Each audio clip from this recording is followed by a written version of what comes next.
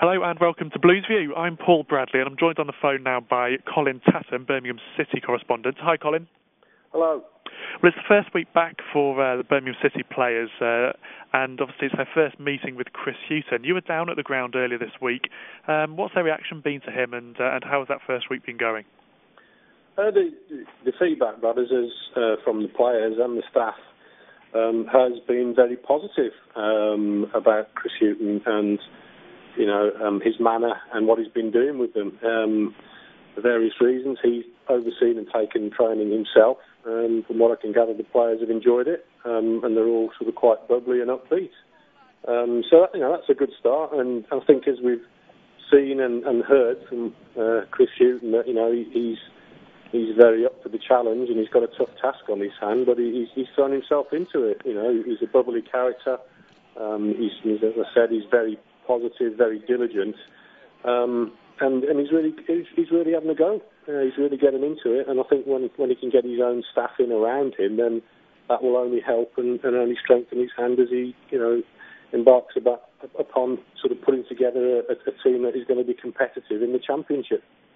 Yeah, now we'll come on to some of those incomings and outgoings of the transfers in a second, but Chris Hughton was making a few hints himself when he had his press conference at the ground about it's not the easiest task for him having to train with a group of players who some of those key players may be leaving in the weeks and months to come. Yeah, and I think importantly he took the job knowing that. He said that he came in with his eyes wide open. Because of the sort of financial mess that Blues are in, some players, some of their assets do have to go, and we're already seeing Craig Gardner, who has gone, and basically Blues needed the money for him, immediately to help see them through the summer.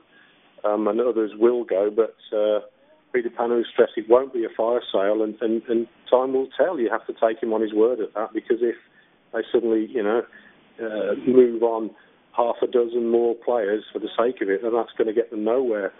Chris Hughton will need some funds to, apart from the Bosman signings, he's got to bring in players, as I said, to give them a squad that has got enough quality and enough depth, because let's not forget they face a minimum 50-game season coming up.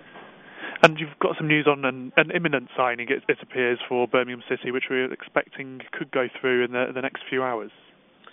Yeah, Stephen Caldwell, he was released by Wigan Athletic, experienced centre-half, and sort of a leader, that sort of character. As we speak now, he's having his medical, so he should also be joining Blues. And, we can see it's another Bosman signing, the Bosman Blues, aren't they?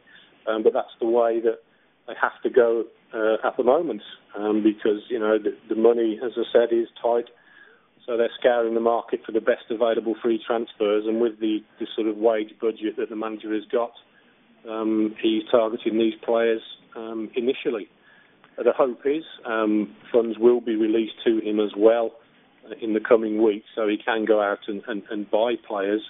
And I think in talking to Chris Hughton, that's what he does want to do. So, we'll see. We'll see what the next few weeks and months do bring.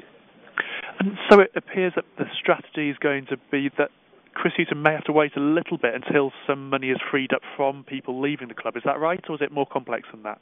Yeah, possibly. I think it just depends on, a needs must, who is available and when, and whether there is any sort of domino effect in players leaving, like Scott Dan and Cameron Jerome. And at present, the only sort of concrete bid that they have had in is from Stoke City for those two aforementioned players. There's been plenty of speculation elsewhere, plenty of links, but they are that is the only concrete bid that they've had in, which was rejected a few days ago, and there's no change in the situation as we speak. They're still Birmingham City players contracted to the club, and Stoke have not come back in to try to make any further headway.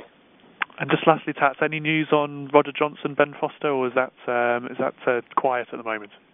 Again, Roger Johnson, there was an inquiry from Wolves, Sunderland previously, but neither club came back with anything firm. So again, with that one, we'll just see over the next few weeks what happens. Same with Ben Foster, and my own personal theory on Ben Foster is I just have this hunch that he will be staying, because I can't really see people paying the asking price for a variety of reasons. And of course, Ben did well to get through the season. It emerged at the end because his body was breaking down a little bit, and they did well to patch him up and get him on the field. So I just have this sense that he could be staying. And of course, if Birmingham bring in sufficient funds that the board demand, then they could just sort of batten down the hatches and keep a couple of the big hitters.